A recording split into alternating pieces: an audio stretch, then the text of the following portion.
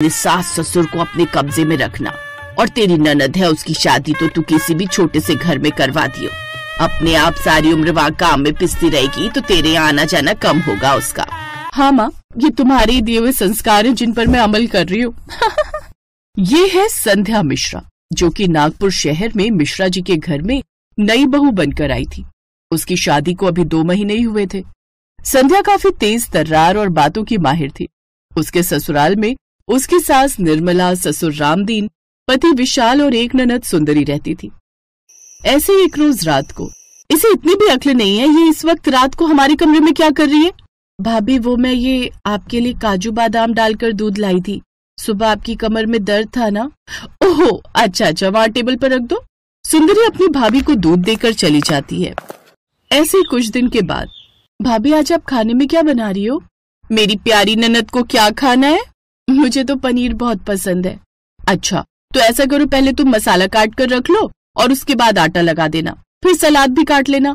मैं पनीर लेकर आती हूँ, आकर मैं पनीर बना लूंगी। मेरी प्यारी ननद का इतना मन जो है। आप बेफिक्र होकर जाओ भाभी, मैं कर लूंगी। अच्छा सुनो, वो थोड़ी बर्तन उन्हें भी धो लेना। तुम कहती हो ना तुम्हें पानी में काम करने में मजा आता है। ठीक है भाभी, मैं सब कर लूंगी। अपनी भाभी के कहने पर एक बार फिर वो काम में लग जाती है। हेलो निशा, तू जल्दी से मुझे बीकानेर वाले के पास मिल जा। आज गोलगप्पा पार्टी करते हैं, उसके बाद पिज्जा भी खाएंगे, बड़े दिन हो गए खाए हुए। अच्छा ठीक है, मैं आती हूँ।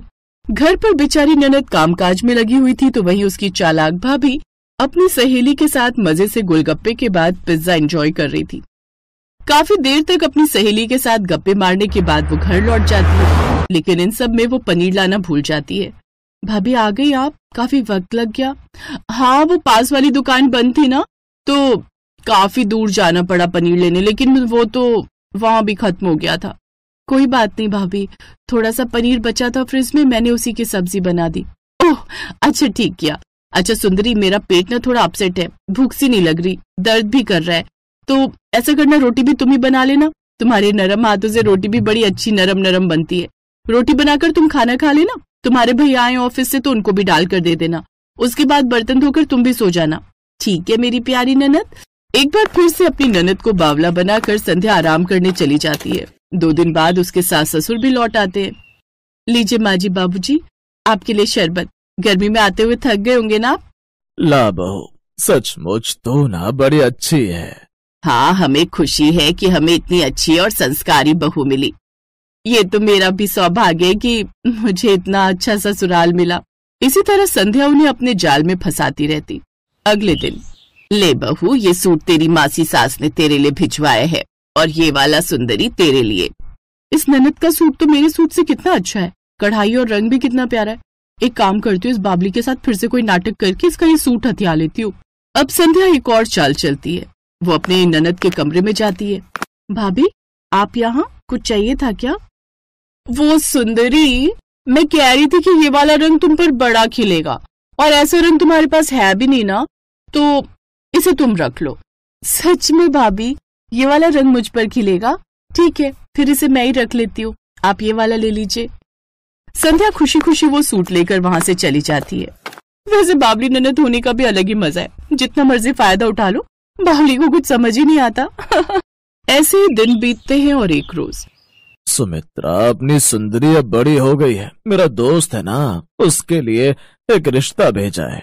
कल लड़के वाले उसे देखने आने वाले हैं। क्या सचमुच बेटियां कितनी जल्दी बड़ी हो जाती हैं, पता ही नहीं चलता। अगले दिन लड़के वाले उनके घर आते हैं तो संध्या सोचती है, अगर ये बावली लड़के वालों को पसंद आ गई तो फिर मेरा क्या होगा? घर का काम तो आधे से ज्यादा मैं इससे करवा लेती हूँ। नहीं नहीं नहीं नहीं, अभी कुछ महीने और ऐश ले लेती हूँ, इसके लिए मुझे इसका रिश्ता तोड़वाना होगा। लड़के वाले आते हैं तो संध्या जानबूझकर अपनी ननद का भारी भरकम सा मेकअप कर देती है। कुछ देर बाद वो चाय लेकर आती है। वाह भाई, लड़की तो बड़ी सुंदर है, लेकिन इसने मेकअप कुछ ज्यादा ही पोता हुआ है। पहले इसको बोलो ये मेकअप हटा कर आए, हम इसकी असली सुंदरता देखना चाहते हैं। अरे लेकिन ये क्या बात हुई बहन जी, अब लड़की है, थोड़ा बहुत तो सजेगी ही ना।